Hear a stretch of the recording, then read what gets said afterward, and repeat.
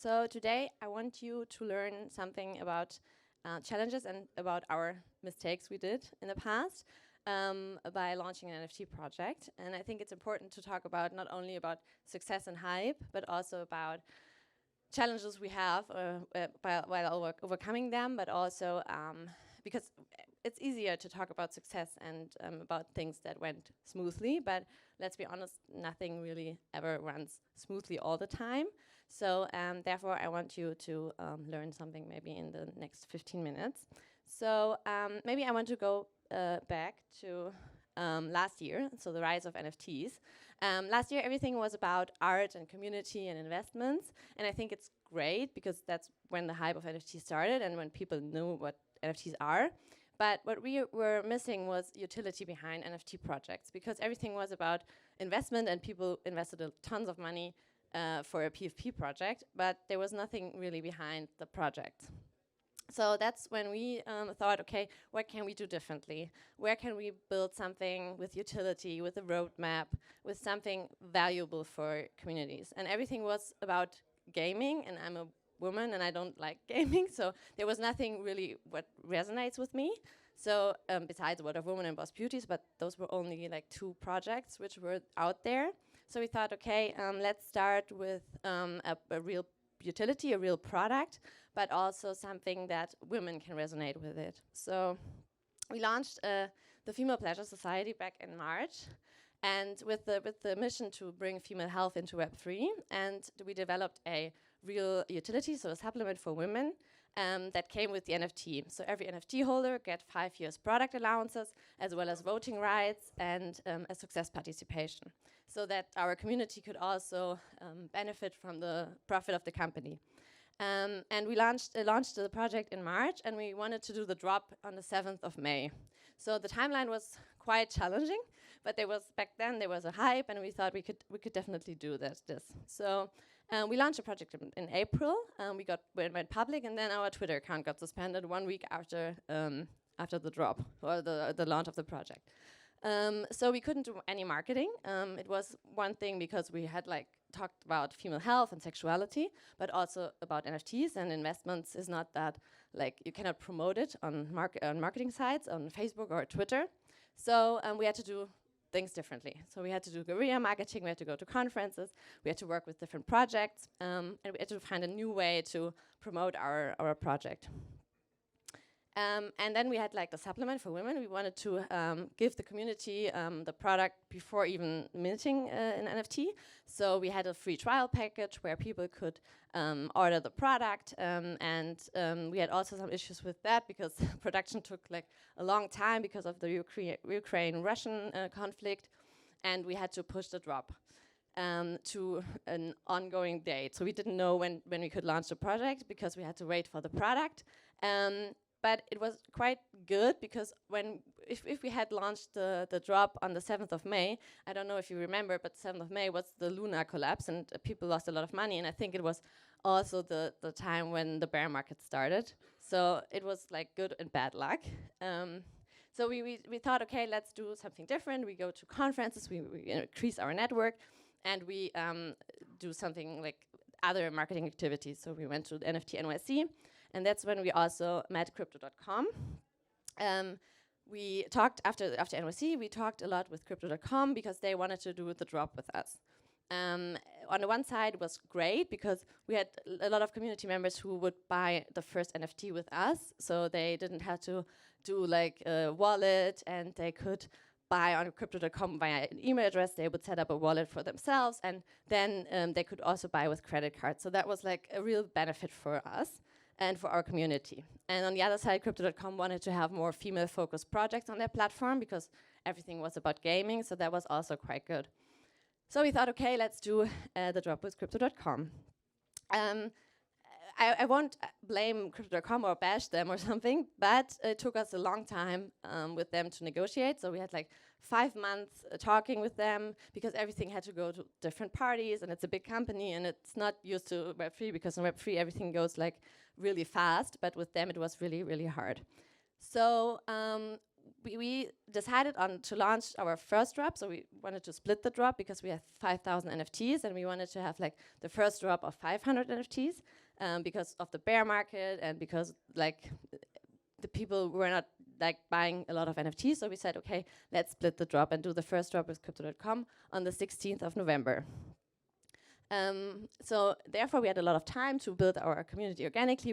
We partnered with a lot of projects, which is really great. And I think that's the best marketing technique because it's free on the one side. You can partner with different NFT projects who have the same mission as you do, and you can increase your community. That's, I think, better than just paying a lot of money for influencers who have like bots in their community.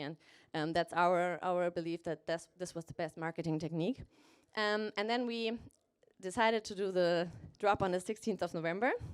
And 1 week before the drop, there was the big scandal of FTX. I think I don't have to explain what happened. People lost a lot of money, and yeah, our community got scared. We got scared. We thought, okay, should we push the drop to another date, or should we just go through it? Because it was 1 week before, and we had set up like all the technical side, and it was too late to push it. And Crypto.com was really pushy and said, okay, no, let's just do it. And yeah, we did do the drop of 500 NFTs, and we sold 100 NFTs in the end. And I think it was, of course, it was because of the FTX scandal, because people were scared to buy an NFT at all. They said like, no, I don't want to buy an NFT this year, or I don't want to buy an NFT on a crypto exchange platform, which Crypto.com is. So those are only our challenges. But what I want to say with this is that there are some lessons I learned over the past six months is that it's really important to not go out early, you know, like take your time, build your project, build your utility, focus on your products behind the NFT, and just not launch too fast, because it's really important to think about marketing. It's really important to think about your target group. So take your time and don't rush things. Because especially now, we launched our project in March, where the hype was real, but now it's bear market, and I think it's really important to build your project or your product or your brand. I think that's the most important part. And marketing is also really important, because the hype is over that everyone buys an NFT, or everyone buys an NFT from you. So marketing is key, not only in Web 2, but also in Web 3. And as I said, I think the best part is to partner with different projects who have the same mission, and to build your community organically. And another really important thing is community, because it's a full-time job to engage them, and I think it's the most important part of Web3, is to engage your community, to let them in, to give them possibilities to vote, for example, or give them possibilities to participate in your project, in your company. And that's something people underestimate really quickly, but it's really, really important. And another big thing which people underestimate is network, because I think network is your net worth. It's really important, and the space is really small, so people talk to you, and people help you, and people learn from you, and you can learn from everyone in this room, because I think that's really important, because also the big guns in the space are talking to you. So I think network is really important, especially in Web3. And yeah, the last thing is everything can happen, which I really learned a lot in the past, and everything can happen from one day to another. So don't be surprised if something good happens, and don't be surprised if something bad happens. As I said, our drop was not what we have expected, but we will go on, and we think about it a little bit differently now. So we will, as I said, we have 5,000 NFTs, so we have like 4,500 left, and we will include a digital access pass, so that people don't know that they buy an NFT, but so we will never explain that it's an NFT, but in the end, it's the technology behind it. And it's like Starbucks or Reddit did. So it's like a membership pass, which people can buy on our website for $50. And they get like a product, they get voting rights, but they get access to our community. And I think that's how we also onboard more people, because I don't believe that they have to know that it's an NFT, because I think Web3 is the back-end revolution, and therefore it's really cool that we think about a digital access pass, which can people buy and get access to our community.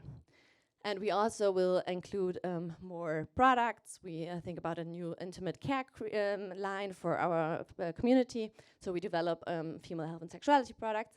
And we also really want to include like our community. They will vote for different things like new products or names or packaging or charities which we will support, for example.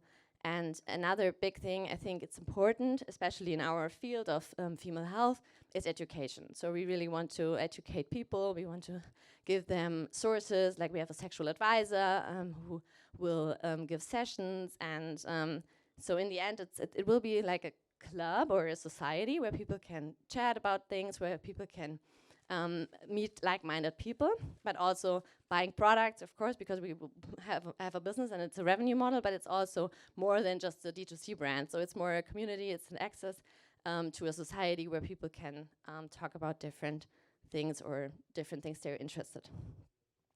And last week I was in Miami for Art Basel, and I was at a conference, and I had the pleasure to see Gary Vee talking.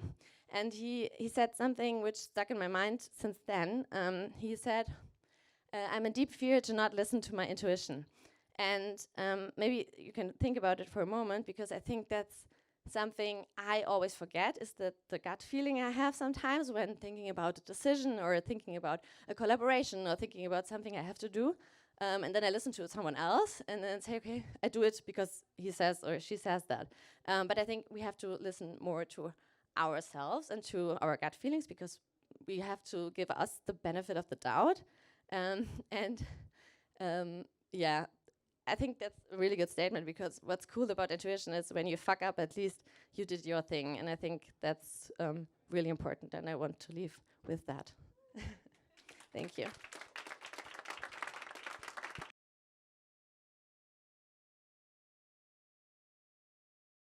Jetzt gehen? Oder habt ihr Fragen? Oder genau, yeah? Questions, maybe questions in the audience? I can give you the mic. Yeah, one question. Weren't you connected with Randy at one point at launching the project? Was it like that? Yeah, we are accepted to the Hack Accelerator of Randy Zuckerberg, and yeah, they helped us a lot. They're really good. They help with marketing, with community building, with technical things. So yeah, they are really, really nice. Thank you. Yeah, I give you the mic. A very nice talk.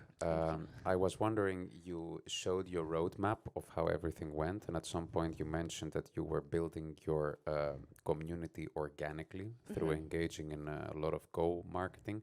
Can you share a bit more of how that looked like, and some tactics maybe, and your approach as a new project to reach out to bigger projects? Yeah. So first of all, we did like everything. We did from influencer marketing to paid ads, which didn't work. And I think the best way was to reach out to projects, as you said. Basically, I wrote like every project that has like the same mission or that were female focused. And the Hack Accelerator definitely helped with that.